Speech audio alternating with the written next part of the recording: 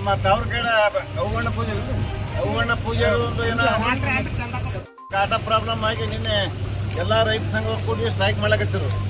ಆ ಸ್ಟ್ರೈಕ್ ಉದ್ದೇಶ ಏನಿತ್ತು ಅಂದ್ರೆ ಕಾಟ ಚೆಕ್ ಮಾಡಬೇಕು. ಮ್ಯಾಲ DC ಆಫೀಸಿಂದ ಕರೆಸಿ ಕಾಟದವ್ರಿಗೆ ಎಲ್ಲ ಏನು ಕಂಪ್ಯೂಟರ್ ಚೆಕ್ ಮಾಡ್ತಾರಲ್ಲ ಅಂಥವ್ರೆಲ್ಲ ಎಲ್ಲರೂ ರೈತರು ಕೂಡಿ ಕರೆಸಿದೆವು.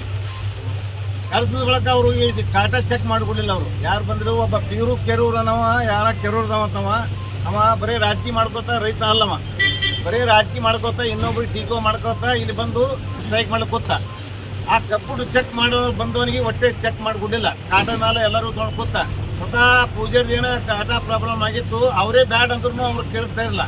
ಅವ್ರ ಉದ್ದೇಶ ಏನಿತ್ತಂದ್ರೆ ಬರೀ ರಾಜಕೀಯ ಸೇರಿಸೋ ಉದ್ದೇಶ ಇತ್ತು. ಒಂದು ಕೆರೂರು ಒಂದು ಎಲ್ಲ ಕಡೆ ವಿಡಿಯೋ ನೋಡ್ರಿ, ಒಂದು ಬರೀ ರಾಜಕೀಯದಾಗ ಅವ ಏನು ರೈತಲ್ಲ ಏನಿಲ್ಲ, ಕೊಳ್ಳ ಚಾಲ ಹಾಕೊಂಡ್ ಬರ್ತಾನೆ. ಅವ್ರ ಹಿಂದೆ ಏನೇನು ಕತಿಗಳವ ಎಲ್ಲ ಚೇಕ್ ಮುಗಿಸಿ ಬಂದಾರ.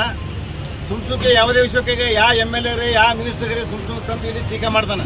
ಇಲ್ಲಿ ಯಾವ ಶಾಸಕರು ಬಂದಿಲ್ಲ, ಯಾವ ಮಿನಿಸ್ಟರ್ ಬಂದಿಲ್ಲ. ಸುಮ್ಸುಕ್ಕೆ ಅಶೋಕ್ ಮನಗುಳಿ ಬಗ್ಗೆ MP ಪಾಟೀಲ್ ಬಗ್ಗೆ ಟೀಕೆ ಮಾಡ್ಕೊತ ಹೊಂಟಾನವ.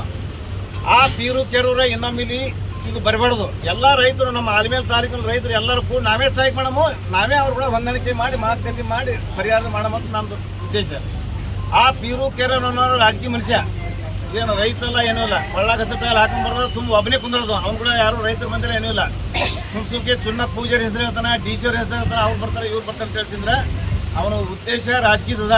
ಯಾರಿಗೆ ಟೀಕೆ ಮಾಡ್ಕೊತ ಹೋಗ್ತಾನೆ. ನಮ್ಮ ಅಂಥ ರೈತರಿಗೆ ಇಲ್ಲಿ ಯಾರು ನಮ್ಮ ಆಲ್ಮೇಲೆ ಸುತ್ತಮುತ್ತ ರೈತರೆಲ್ಲ ಬರ್ಕೊಳ್ಬಾರ್ದು.